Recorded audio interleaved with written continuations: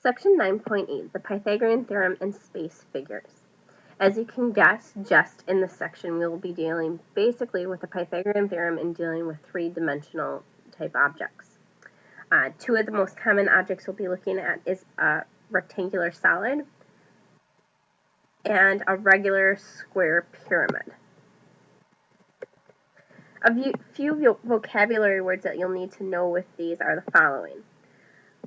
For a rectangular solid, we'll want to know what a face is, an edge, and a diagonal. There are 6 faces in a rectangular solid. There are 4 kind of going around the edges. 1 on the top, 2 on the sides, and 1 on the bottom. And then 2 on the edges right there. There are 12 edges, and the edges are kind of where the faces meet. So there's 1, 2, 3, 4, and then there's another 1, 2, 3, 4 on each of the ends, for a total of 12 edges. And finally, there are 4 diagonals. And like a regular square or rectangle, the diagonals go from one corner to another. So in this case, it would be from point F to G, from A to G. I'm sorry, that last one is F to D. And then we have E to C. And finally H to B. So they kind of go through three-dimensionally. The next figure is a square pyramid. And there are 4 things you'll want to know about this. First of all is the base. And the base refers to the square at the bottom of the pyramid, ADBC. So the square right here. The next is the vertex. And that refers to the peak, which would be letter E. The altitude is the line that forms a 90-degree angle with the base from the peak. So in this case, it would be EF as the altitude. And finally would be the slant height. And the slant height is from a midpoint on one of the edges to the vertex.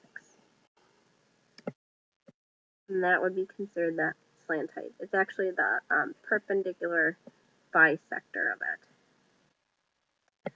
We'll look at a couple quick examples from your book. The first one is number 17 from page 417, and it states, to find the perimeter of the base of a regular square pyramid is 24.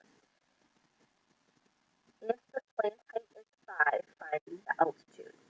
So here we have a regular square pyramid, and if we know the perimeter is 24 and it's a square base, that means that each one of the edges has to be a length of 6.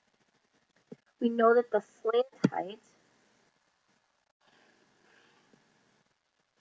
has a length of 5, and what we're trying to find is the altitude. So in this case, h, or the height of this pyramid. So you can kind of connect this right here, and because it is the altitude, you know it's going to form a 90-degree angle. And you can see the right triangle right there within the diagram.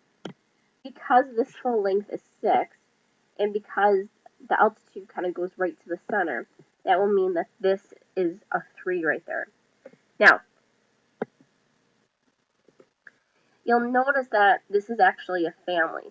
So we don't really need to even use the Pythagorean theorem because this is a 3, 4, 5. So 4 is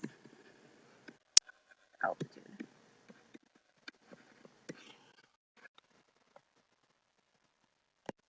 The last problem we'll look at is number 13 on page 416.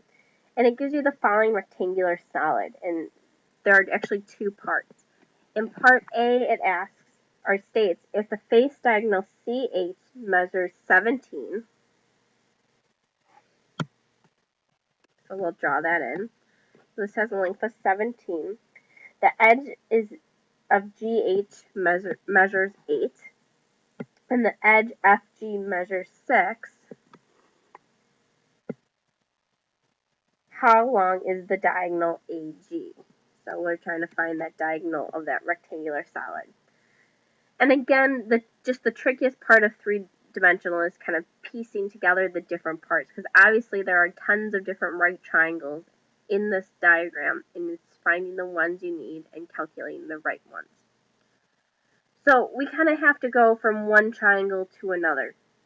Now, our end goal will obviously be this center one right here. And there's a couple of missing things. We want to find the height of AE and also the length of EG.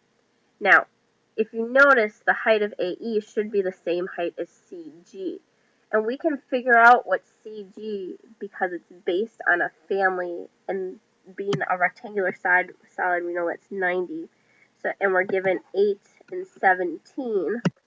So the missing side for CG would be 15, making AE 15 as well. Again, because this is a rectangular solid, we would know since GH is 8, that also makes EF 8 as well. And what that does is it creates two sides, again, from a 90-degree triangle in here, and that will help us figure out the length of EG. Now, triangle EFG is actually a 90-degree angle, and it's actually part of a family as well. It's just a multiple of a family. 6 and 4, if you divide them by 2, is 3, 4. So its missing piece is 5. Multiply that by 2, and you get 10 for EG. Now, all we're going to do is finish this up. We have 15 for the height, 10 for that length right here. We want to figure out what that is. From there, we'll use the Pythagorean theorem. 15 squared plus 10 squared equals AG squared, and that will be 389. And if we take the square root of that, that actually gives us 5 square root of 13 for length of AG.